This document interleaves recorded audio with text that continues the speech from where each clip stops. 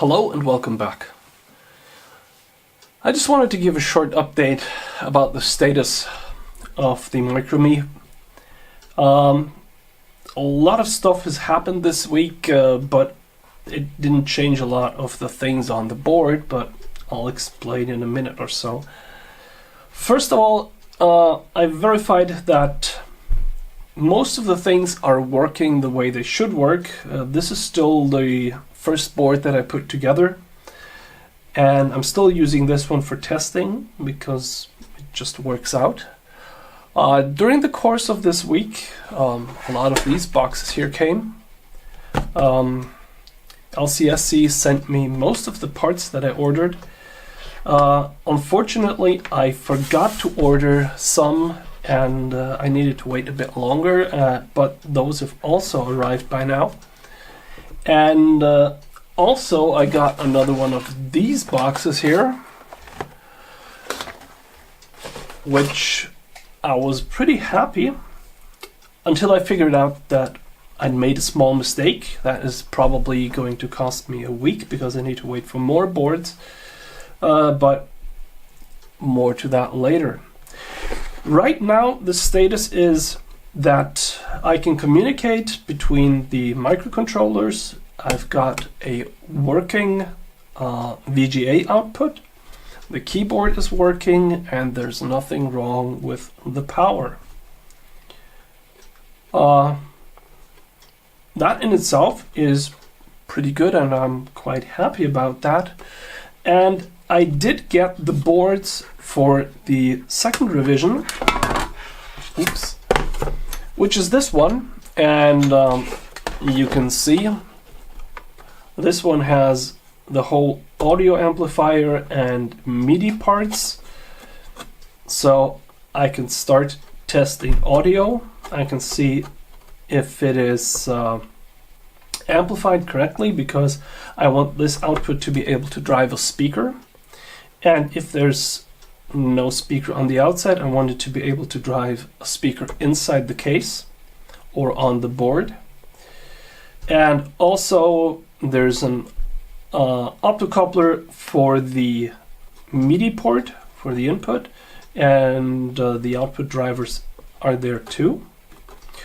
There are a few extra smoothing caps which were not really needed, but I wanted to put them on anyway. And I got around to actually getting the printer port sorted out.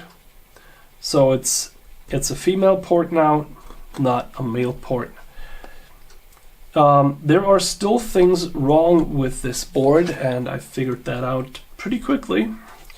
For example, all the changes that I did to the RX-TX and the VGA, they're not part of this board, and that was my mistake. I had a saving issue.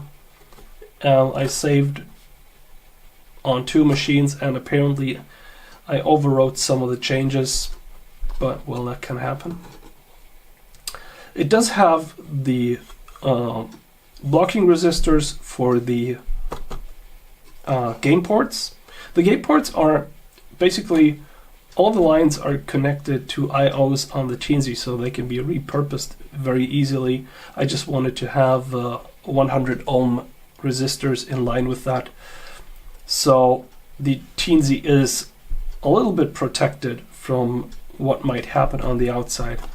Also, I realized when I tried to hook up one of my older joy ports that some joysticks have a pretty high power consumption because, I don't know, they've got LEDs or something, and I figured out that a resistor might be a wise choice to protect the Teensy from anything that could happen there.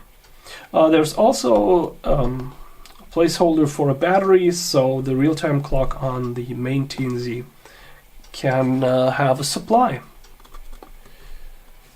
Well, apart from that, and the software running, which is cool, and I can show that, there's a test program on here now, which when I turn it on, will initialize the main Teensy. There already is Teensy Reset on the Teensy 3.2, but I wasn't able to verify that the audio is working yet. And there's a small control program on the Nano that does the translation from the keyboard, and that handles I/O for the LED stripe, and it's just for basic figuring out does it work or doesn't it work. And I stumbled into a lot of problems with that, but it's working the way I wanted it to work, and well, let's go from there. So if I plug this in, if I can, the Teensy initialize, the main Teensy blinks the LED on the Arduino 10 times. Well, it tells it to blink. After that, it has a short initialization, the initialization of random data to the LEDs, turns them off, and then it blinks the second Teensy. And after that, it just falls idle and it does a keyboard test. And I was starting to write the test for the joystick ports, and I hope I'll get to that soon. For the parts that are now still not working, first of all, as you can see, the VGA port is not flush with the board, while the printer port is. So in the next revision, I'm going to move the VGA port in just a bit. It might have a little bit of protrusion over the edge of the board, but just a little bit, just because it looks more uniform. The earphone jacks, the placement, the model is mirrored. So if I were to put a headphone jack on this board, I would have to do it on the bottom. So I had to find another model description for that, and that will be fixed with the next board as well.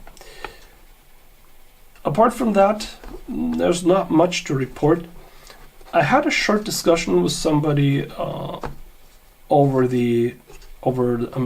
messaging, and he was asking, he doesn't want to use the MIDI, if I could repurpose that somehow and put a jumper or something on the board, so that could be used for a ESP8266 Wi-Fi. And I thought, yeah, that's a pretty good idea, and the next board is going to have a socket for a 8266 Wi-Fi plug, and this is just going to be over here somewhere, and there will be to a dip bridge where you can set either the MIDI port or the Wi-Fi port, and you'd have to select it in the software as well. But I think that's a pretty cool idea, because he wanted it to be able to do like telnet or do or get stuff from the internet, and yeah, I like that idea. And that's about it. This is all that has changed, or that is going to change, and that is what I'm at right now. As you can probably hear from my voice, I'm coming down with a cold, and I'm really not enjoying it.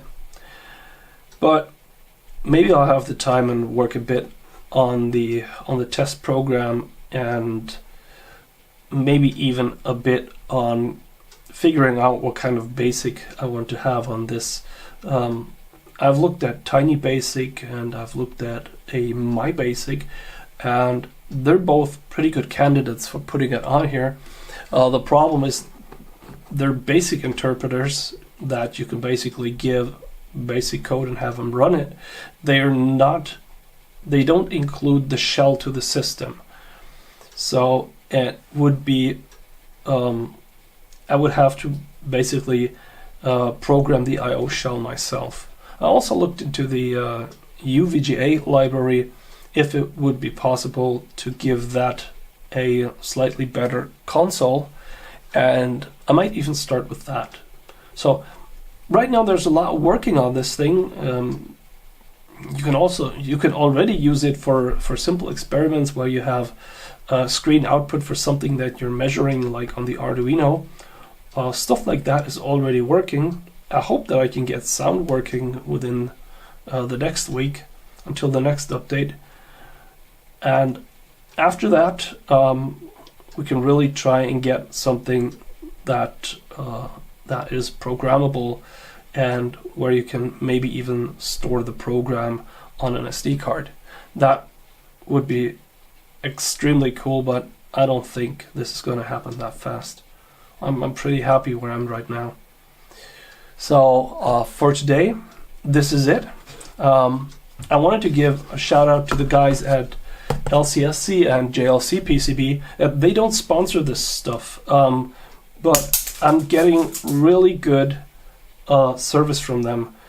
This stuff is, when I order it, I get it within a week, which is pretty much awesome. If I was to order it in Germany at a service, I probably would have it in 3 weeks or so, and it will cost way more. So I'm really, really happy with all that. Yeah, that's it for today. Thank you very much for watching, and bye-bye.